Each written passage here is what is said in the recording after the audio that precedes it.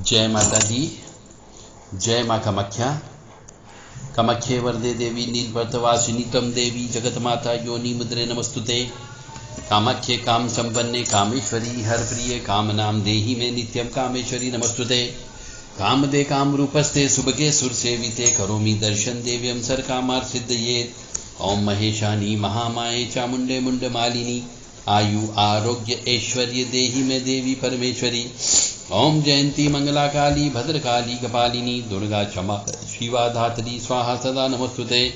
ओम सर्वमंगल मांगल्ये शिवे सर्वासाधिके शरण्ये त्र्यंबके गौरी नारायणी नमस्तुते।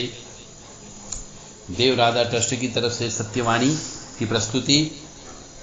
देव राधा ट्रस्ट के द्वारा सभी धर्म प्रेमी बंधु जो माँ दुर्गा की उपासना करते हैं, माँ दुर्गा की पूजा करते हैं, नवरात्रि मनाते हैं, उनके लिए 25 साल के जीवन का अनुभव हमने एक किताब के रूप में लिखा है। इस किताब में दुर्गा सप्तशती के रहस्य लिखे हैं। आप जो दुर्गा सप्तशती पढ़ते हो, उस सप्तशती में मां भगवती जगत जननी की लीलाएं पढ़ते हैं, परंतु उन लीलाओं का क्या महत्व है वो हमने इस किताब के अंदर वर्णन करके बताया है कि मां भगवती के इस दुर्गा सप्तशती का पाठ करने से क्या फल मिलता है, कब पाठ करना चाहिए, किस समय पे पाठ करना चाहिए। नव दुर्गा क्यों मनाई जाती है, नवरात्रि का क्या मतलब होता है, ज्वारे क्यों लगाए जाते हैं, दीपक कैसे लगाया जाता है, कौन सा दीपक लगाना चाहिए, कब उद्घाटन करना चाहिए, इन सब के बारे में बहुत ही बारीकी से हमने बताया है। बहुत सी हमारी परंपरा, परिपाटी, रीति रिवाज, मान्यता, प्रथा चली आ रही है। हम उन प्रथाओं को, मान्यताओं को कंटिन्यू करते हुए चल रहे हैं, परंतु हमें यह नहीं मालूम कि हम ऐसा क्यों करते हैं।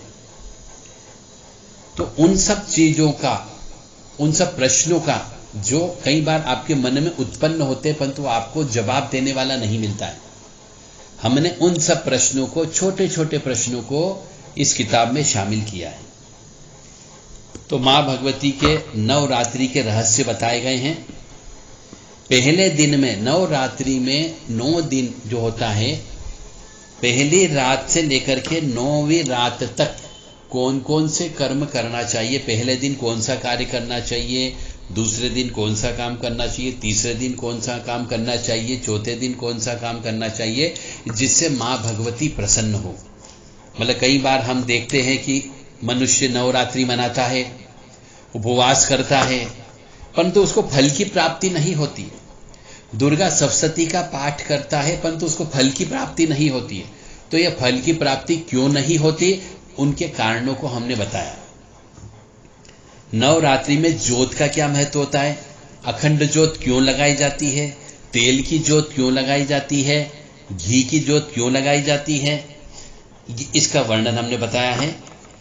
और नवरात्रि में एक साधक मनुष्य को जो मां भगवती की कृपा चाहता है अपने ऊपर, अपने परिवार के ऊपर, उन्हें किन किन चीजों का ध्यान रखना चाहिए। यदि नवरात्रि मनाते मनाते सूतक हो जाए, पातक हो जाए, तो क्या नवरात्रि मनाना चाहिए या नहीं मनाना चाहिए, इसका वर्णन भी दिया गया है। साधक को नवरात्रि में सिद्धि क्यों नहीं मिलती, जो सिद्धि की आशा में नवरात्रि मनाते हैं, सिद्धि किसको मिलती है, साधना में सिद्धि करते करते साधक भटक क्यों जाता है, इनके कारण को बताया गया है। और दुर्गा सप्तशती की साधना कैसे करना चाहिए, दुर्गा सप्तशती का पाठ कैसे करना चाहिए, और मां भगवती जगत जननी की साधना नवरात्रि में ही क्यों की जाती है, और जो शक्ति साधना करते हैं उसके क्या नियम होते हैं।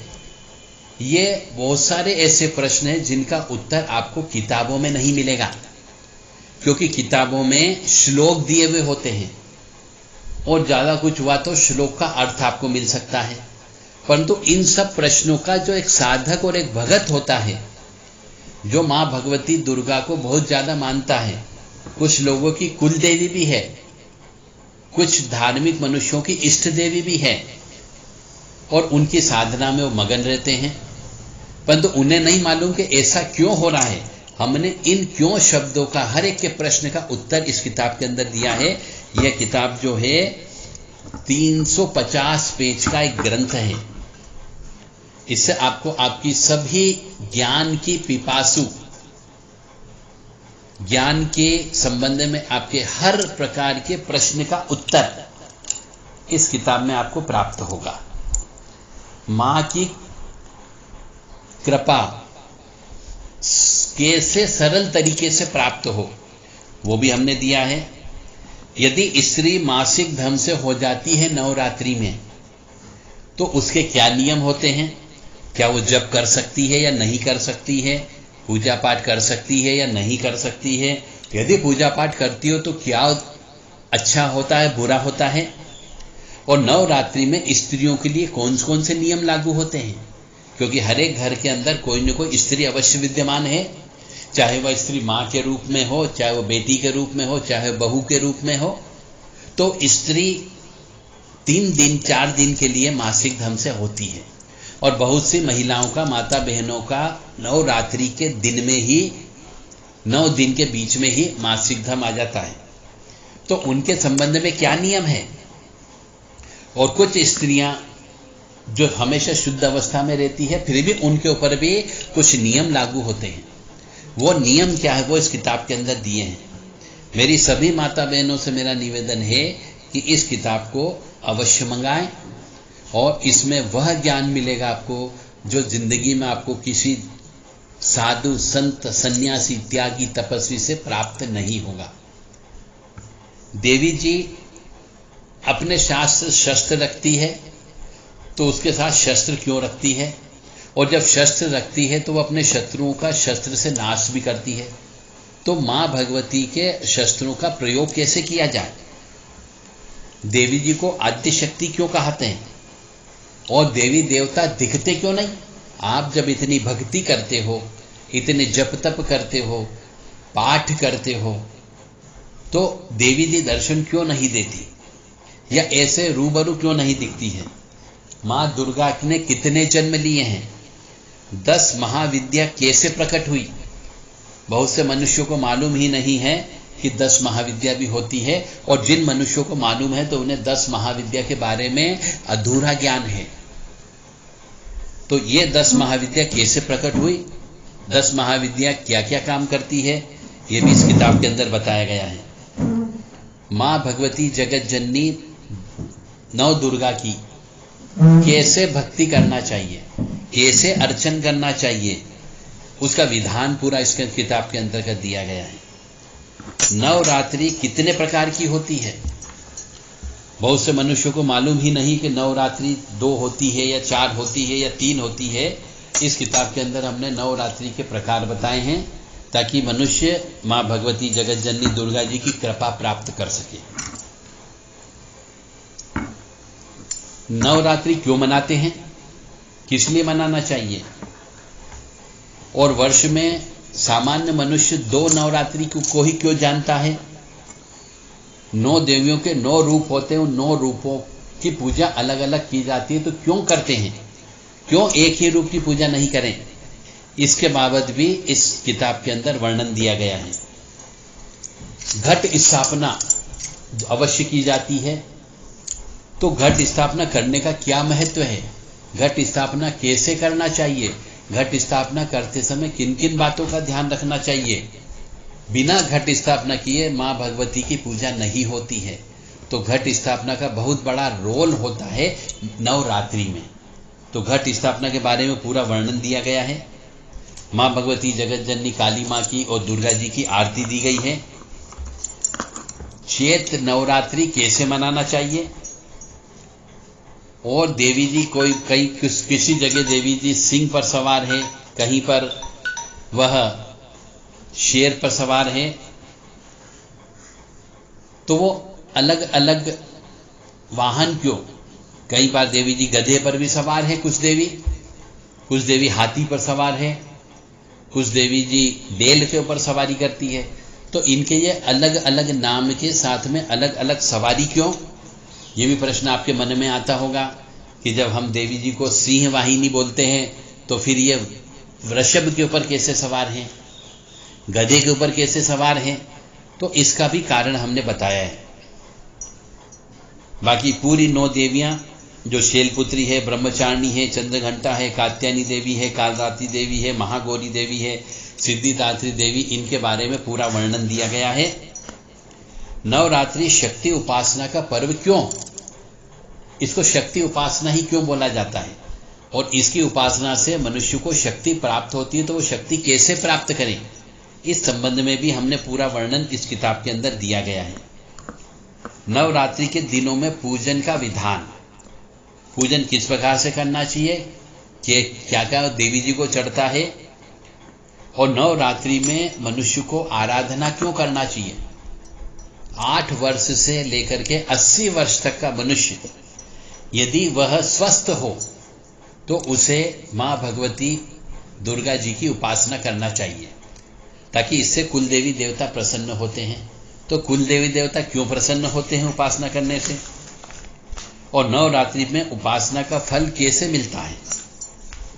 नवरात्रि में पहले 3 दिन साधक मनुष्य को जो ज्वारे रखता हो, घट स्थापना करता हो, उसे क्या क्या करना चाहिए, फिर चौथे दिन से छठे दिन तक किन किन बातों का ध्यान रखना चाहिए, और 7वें 8वें दिन उसे क्या करना चाहिए। क्योंकि आप घट स्थापना भी करते हैं, मां भगवती के नाम से उपास भी रखते हैं, परंतु आपको पूर्ण फल की प्राप्ति नहीं होती, क्योंकि आपको ये मालूम ही नहीं कि हमें 9 दिन में क्या क्या कार्य करना है और कब कौन कौन सा कार्य करना चाहिए। तो इस किताब में आपको पूर्ण रूप से फल की प्राप्ति हो, इसका विधान दिया गया है। नवरात्रि के अर्थ क्या, नवरात्रि का कभी आपने सोचा ही नहीं कि नवरात्रि है, बस नवरात्रि, अरे क्यों मनाते हैं नवरात्रि, ये नवरात्रि क्यों मनाते हैं, इसके बारे में वर्णन दिया गया है। घट स्थापना का आध्यात्मिक महत्व क्या वास्तव में, क्या घट स्थापना के बिना देवी जी की पूजा अर्चन हो सकती है। और मैं तो कहता हूं कोई भी पूजन अर्चन की जाए, चाहे वो सत्यनारायण भगवान की कथा की जाए, चाहे वो हवन पूजन किया जाए, कोई भी अनुष्ठान किया जाए, तो बिना घट स्थापना के पूजन प्रारंभ ही नहीं होता। तो घट का महत्व क्या है, उसका वैज्ञानिक कारण क्या है। और कुछ लोग नवरात्रि में काली मां की पूजा करते हैं, तो काली मां की मूर्ति भयानक क्यों है। चंड मुंड का वध और रक्त बीज का वध देवी जी ने किया था, तो इस चंड मुंड का अर्थ क्या है वास्तव में। मनुष्य को अपने ऊपर इस चंड मुंड के बारे में क्या सोचना चाहिए। महिषासुर का वध, तो महिषासुर क्या है, इस महिषासुर का अर्थ क्या है, ये इस किताब के अंदर बताया गया है। और मां आद्यशक्ति काली ने शिव जी के ऊपर एक पैर रखा था, तो शिव जी के ऊपर पैर क्यों रखा, तो आप तो ये देखते हैं फोटो के अंदर कि काली मां ने शिव जी के ऊपर पैर रखा हुआ है, मंदिर में चले गए तो मूर्ति भी आपको ऐसी ही दिख रही, परंतु वास्तव में उसका अर्थ क्या है, और यदि आप उस मूर्ति की पूजा करते हो तो आपको क्या मिलता है, और नवरात्रि में पूजा करते हो तो साधक मनुष्य को क्या चीज की प्राप्ति होती है। और ऐसा फोटो क्यों बनाया कि शिव जी के ऊपर काली जी ने पैर रखा हुआ है, क्या ऐसी घटना वास्तव में घटी। परंतु क्या एक वर्तमान की स्त्री अपने पति के ऊपर ऐसे छाती पर पैर रख सकती है, और यदि रख दे तो क्या होगा, घर के अंदर तांडव हो जाएगा, परंतु वहां तांडव नहीं हुआ था। इसलिए इसका कुछ आध्यात्मिक रहस्य है, वो आध्यात्मिक रहस्य हमने इस किताब के अंदर दिया है। काल रात्रि, जिससे हर मनुष्य डरता है पूजा करने से, तो काल रात्रि की पूजा कैसे करना चाहिए, इसका पूरा विधान हमने उस किताब के अंदर लिखा हुआ है। दुर्गा सप्तशती के प्रथम अध्याय का अर्थ बताया है कि वास्तव में मधु केटभ है क्या, मधु का अर्थ क्या है और केटभ का अर्थ क्या, और आपके जीवन में मधु केटभ नाम के राक्षस यदि स्वयं को हटाना हो तो क्या करना पड़ेगा। हम सब मनुष्य जो सनातनी हिंदू हैं सब नवरात्रि बोलते हैं, कि नवरात्रे आ रहे हैं, हमें उपास करना, नवरात्रि में साधना करना है, नवरात्रि में सिद्धि लेना है। परंतु उन मनुष्यों को ये नहीं मालूम कि नवरात्रे ही क्यों बोलते हैं, 9 दिन क्यों नहीं बोला जाता। शास्त्रों में, पुराणों में, किताबों में, कापियों में सब जगह नवरात्रि लिखा हुआ है, तो 9 दिन क्यों नहीं लिखा, इसका अर्थ भी हमने बताया है। और माँ भगवती को कौन कौन सा नैवेद्य चढ़ाना चाहिए जिससे वो प्रसन्न हो, किस देवी जी की पूजा करने से क्या चीज की प्राप्ति होती है। यानी एक तो आप दुर्गा जी की पूजा करते हैं, फिर नवरात्रि करते हैं तो रोजाना अलग अलग देवी के नाम लेते हैं, जैसे शैलपुत्री हो गई, ब्रह्मचारिणी हो गई, चंद्रघंटेती हो गई, कात्यायनी देवी हो गई। तो ये अलग अलग देवी क्यों बनाई गई, एक देवी क्यों नहीं। और कुछ लोग दुर्गा जी के साथ साथ काली जी की उपासना भी करते हैं, या कुछ लोग सिर्फ काली जी की उपासना करते हैं। तो काली जी के अंदर भी उनने कंकाली काली की कोई उपासना करता है, कोई भद्रकाली की उपासना करता है, कोई दक्षिण काली की उपासना करता है। तो ये तीनों देवियां ऐसी अलग अलग क्यों, इसका वर्णन भी इस किताब के अंदर हमने दिया है। स्वाहा देवी क्यों, क्योंकि हम कोई भी मंत्र बोलते हैं जब 9 दिन हो जाते हैं तो आखिरी दिन यज्ञ अनुष्ठान किया जाता है, तो उसमें स्वाहा स्वाहा शब्द बोला जाता है। तो ये स्वाहा शब्द क्यों बोलते हैं, और स्वधा नाम की देवी कौन है, और दक्षिणा देवी कौन है, षष्ठी देवी कौन है, भ्रामरी देवी कौन है, इन सब देवियों के बारे में भी वर्णन दिया गया है। यानी देवी से संबंधित पूरा एक ग्रंथ है जो बहुत मेहनत से बना करके आपके सम्मुख प्रस्तुत किया गया है। आप चाहें तो इसको ले सकते हैं, मंगा सकते हैं, जिससे आपको देवी से संबंधित पूरा संपूर्ण ज्ञान प्राप्त हो जाएगा। महाअष्टमी किसे कहते हैं, और महाअष्टमी के दिन बलि क्यों दी जाती है, महाअष्टमी के दिन हवन क्यों किया जाता है, इसके बारे में बताया गया है। दुर्गा जी के 9 रूप हैं, उन 9 रूपों की पूरी कथा है कि 9 रूप वास्तव में कैसे उत्पन्न हुए, यज्ञ कैसे करना चाहिए, मां भगवती का यज्ञ के बारे में जानकारी दी गई है। और देवी जी के साथ में 64 योगिनियां रहती हैं। यदि आप सिर्फ देवी जी की उपासना करोगे और योगिनी को नहीं पूजोगे तो आपको भक्ति के साथ शक्ति प्राप्त नहीं होगी। इसीलिए आपकी 9 रात्रि के उपवास बेकार चले जाते हैं, आपको कृपा प्राप्त नहीं होती है। इसीलिए आपको 64 योगिनियों की भी पूजा करना चाहिए। तो 64 योगिनियां कौन कौन सी हैं, उन सब योगिनियों के नाम भी दिए गए हैं और उनकी पूजन अर्चन करने की पद्धति भी बताई गई है। महादुर्गा मंत्र आपको मालूम है, नवाण मंत्र होता है, कुंजी का स्रोत होता है, एक महादुर्गा नवाण मंत्र भी है। उसकी उपासना से आपको हर प्रकार की सुख समृद्धि शांति प्राप्त कैसे होगी। देवी जी का नाम जब भी लेते हैं तो षोडश मातृका का नाम भी लेना पड़ता है। यदि आपने षोडश मातृका का नाम नहीं लिया तो ये 16 देवियां, यानी षोडश मातृका का मतलब होता है 16 देवियां, यदि ये नाराज हो गई तो भी देवी जी की कृपा प्राप्त नहीं होती है।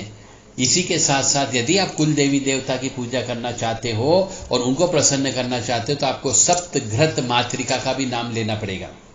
अब ये कौन कौन सी सप्तघ्रत मातृका होती है आपको नहीं मालूम, ये भी देवियां होती, 7 देवियां। इनकी भी पूजन अर्चन करने पर ही आपको मां भगवती जगत जननी दुर्गा जी की कृपा प्राप्त होगी।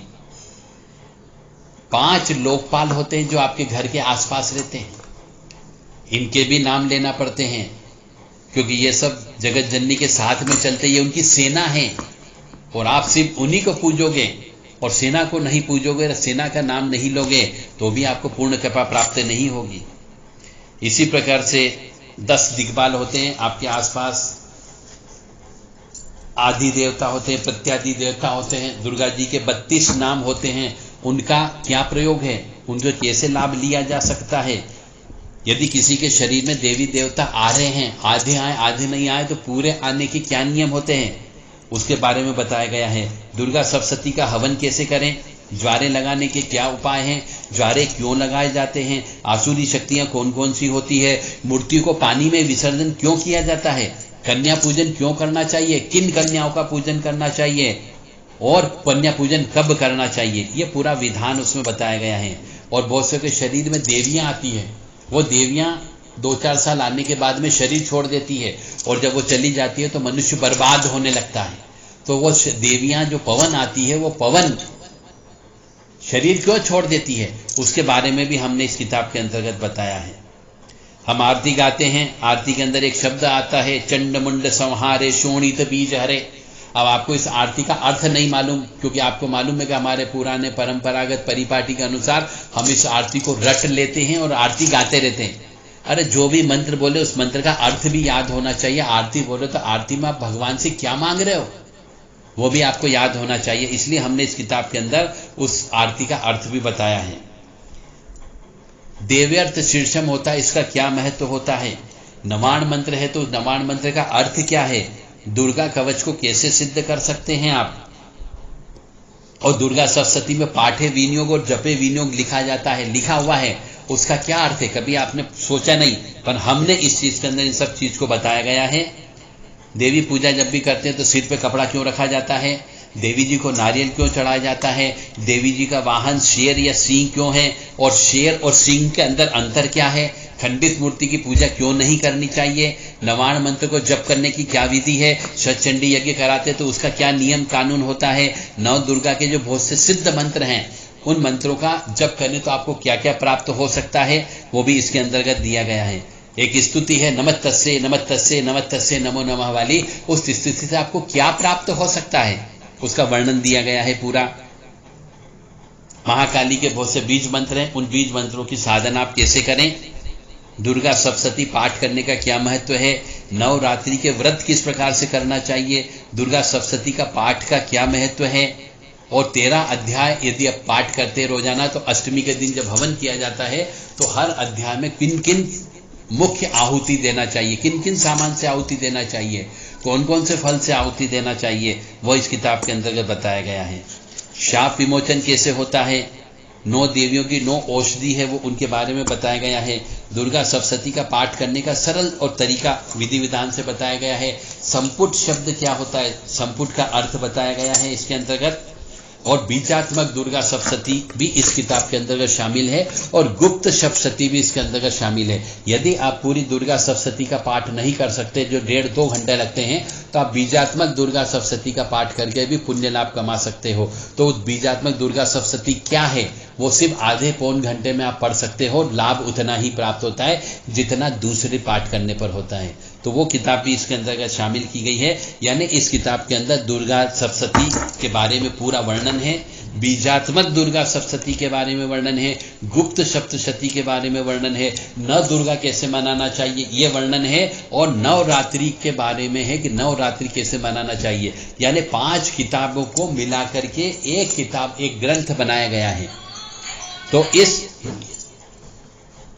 इन सब 5 किताबों को मिलाकर के एक ग्रंथ बनाया गया है, ताकि आपको सब चीज एक ही जगह प्राप्त हो जाए, अलग अलग जगह जाने की आवश्यकता महसूस नहीं हो। कीलक किसे कहते हैं, देवी कवच का क्या महत्व है, अर्गला स्त्रोत का क्या महत्व है, दुर्गा जी के 32 नाम का प्रयोग करके आप शत्रुओं को नाश कैसे कर सकते हो, ये भी इसके अंतर्गत बताए गए हैं। 52 वीर के नाम बोले हैं, दुर्गा जी की स्तुति बताई गई है, दुर्गा अष्टोत्तर शतनाम बताया गया है। देवी पुष्पांजलि का पाठ करके आप मां भगवती की विशेष कृपा प्राप्त कर सकते हो। यदि आपके मन में ऐसा भाव आता है कि देवी जी मेरे शरीर में क्यों नहीं आती है, तो आपको इसमें वो प्रयोग भी दिया गया है कि देवी जी को आप अपने शरीर में बुला सकते हो। शाप विमोचन बताया गया है, और हर प्रकार की कौन से फूल की माला आपको चढ़ाना चाहिए देवी जी को, धूम्रलोचन का अर्थ क्या है वास्तव में, चंडमुंड का अर्थ क्या है वास्तव में, काली और महाकाली में क्या अंतर है, स्त्रियों को नारियल क्यों नहीं फोड़ना चाहिए, स्त्रियों को दंडवत प्रणाम क्यों नहीं करना चाहिए, किन किन मंत्र की आहुति दुर्गा सप्तशती का पाठ हवन करते समय नहीं देना चाहिए। बहुत से मनुष्य पूरी दुर्गा सप्तशती का हवन कर देते हैं, जो गलत होता है। तो कुछ ऐसे मंत्र हैं दुर्गा सप्तशती में जिनसे हवन नहीं किया जाता है। तो ऐसे कौन से मंत्र हैं जिनका हवन नहीं करना चाहिए, वो भी इस किताब के अंतर्गत हमने बनाया गया है। देवी जी की यदि प्राण प्रतिष्ठा कराना हो तो कैसे प्राण प्रतिष्ठा कराना चाहिए, कब प्राण प्रतिष्ठा कराना चाहिए, कुंजी का स्त्रोत का क्या अर्थ है, और कुंजी का स्त्रोत में से जो एक लाइन अधिकांश किताबों में से गायब है, जिससे कुंजी का स्त्रोत का आपको फायदा नहीं मिलता है, हमने वो लाइन भी इस किताब के अंतर्गत जोड़ी है और कुंजी का स्त्रोत आपको प्रस्तुत किया है। श्री कृष्ण जी ने भी महाभारत युद्ध प्रारंभ करने के पहले देवी जी की स्तुति बोली थी कि देवी जी को प्रसन्न करके देवी जी यानी महामाया को उनके माध्यम से फिर युद्ध जीता था, तो वो स्तुति भी हमने इसके अंदर शामिल करी है। इस प्रकार से इस किताब के अंदर मां भगवती दुर्गा जी और काली जी से संबंधित अधिकांशतः आपके सभी छोटे छोटे प्रश्नों का उत्तर इस किताब के अंदर हमने शामिल किया है। आप इस किताब को अवश्य खरीदें और सुखी संपन्न जीवन व्यतीत करें। और आप जो व्रत उपास करते हैं, वास्तव में व्रत उपास का आप लाभ उठा सकते हो, व्रत उपास का फायदा उठा सकते हो और मां भगवती की कृपा प्राप्त कर सकते हो। इस किताब के माध्यम से आप अपने घर परिवार को सुखी रख सकते हो, समृद्ध रख सकते हो, अच्छे संस्कार बच्चों को दे सकते हो और मां की विशेष तौर से कृपा प्राप्त करके सुख समृद्धि शांति वाला जीवन व्यतीत कर सकते हो। इस किताब को पढ़ करके आप किसी की भी सिद्धि प्राप्त कर सकते हो। मां भगवती जगत जननी आद्य शक्ति भवानी आह्लादिनी शक्ति कष्ट निवारिणी दुख निवारिणी महिषासुर मर्दनी चंडमुंड नाशिनी सिंह वाहिनी क्लेश नाशिनी पाप नाशिनी आपका कल्याण करे। मुझे उम्मीद है कि आप ये किताब अवश्य खरीदेंगे। किताब खरीदने के लिए 9893128047 इस नंबर पर आप हमें व्हाट्सएप करें, अपना पूरा नाम, पूरा पता, phone number, pin code number, mobile number, मकान नंबर, ये सब भेजें। आपको ये किताब आपके घर तक स्पीड पोस्ट के थ्रू पहुंचाई जाएगी। इस किताब की कीमत आपकी भावना पर डिपेंड करती है। आप हमसे संपर्क करिए, आपको वहीं से ही व्हाट्सएप के थ्रू ही इस किताब की कीमत प्राप्त होगी।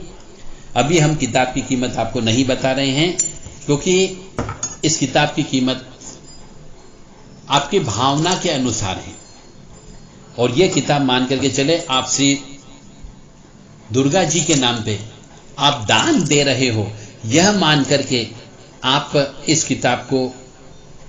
किताब की राशि हमें भेजें, दान स्वरूप भेजें, न कि किताब खरीद रहे हो ये सोच करके मत भेजें, तो आपका कल्याण है। मां भगवती जगत जननी महामाया कामाख्या और दुर्गा मां आपको सुखी रखे, स्वस्थ रखे, प्रसन्न रखे। दुर्गति नाशिनी दुर्गा जय जय, काल विनाशिनी काली जय जय, उमा रमा ब्रह्माणी जय जय, सीता राधा रुक्मणी जय जय। ओम ह्रीं दुं दुर्गाय नमः, ओम ह्रीं दुं दुर्गाय नमः, ओम ह्रीं दुं दुर्गाय नमः, ओम ह्रीं दुं दुर्गाय नमः, ओम ह्रीं दुं दुर्गाय नमः, ओम ह्रीं दुं दुर्गाय नमः। ओम ऐं ह्रीं क्लीं चामुंडा विच्चे, ओम गुलौं ओम क्लीं जूं सः ज्वाले ज्वाले, जल जल प्रज्वल प्रज्वल, ऐं ह्रीं क्लीं चामुंडा विच्चे। इस किताब में एक और विशेष बात है कि यदि दुर्गा सप्तशती का पाठ करते हैं तो कीलन, शापोद्वार, उत्कीलन ये क्यों करना चाहिए, और यदि आपने कीलन, उत्कीलन और शापोद्वार नहीं किया है तो दुर्गा सप्तशती के पाठ का फल, पूर्ण फल प्राप्त होता ही नहीं। ऐसा शास्त्र कहता है कि दुर्गा सप्तशती के जितने मंत्र हैं उनको शाप से कीलन कर दिया गया, यानी शाप दे दिया गया था। तो जब तक आप उस शाप का उद्धार नहीं करोगे और कीलन को उत्कीलन नहीं करोगे, तब तक आपको इस दुर्गा सप्तशती का जो पाठ आप करते हो उसका फल की प्राप्ति नहीं होती है। इसीलिए इस किताब के अंदर हमने उसके बारे में भी विस्तृत व्याख्या की है कि क्यों पाठ करना चाहिए और उत्कीलन कैसे करते हैं। यदि आपको किताब चाहिए तो आप हमें एक सीक्रेट कोड नंबर हम दे रहे हैं 111111, ये 6 बार यदि आप 111 लिख करके आप हमें भेजेंगे तो आपको स्पेशल डिस्काउंट दिया जाएगा। जय माता दी, जय मां कामाख्या।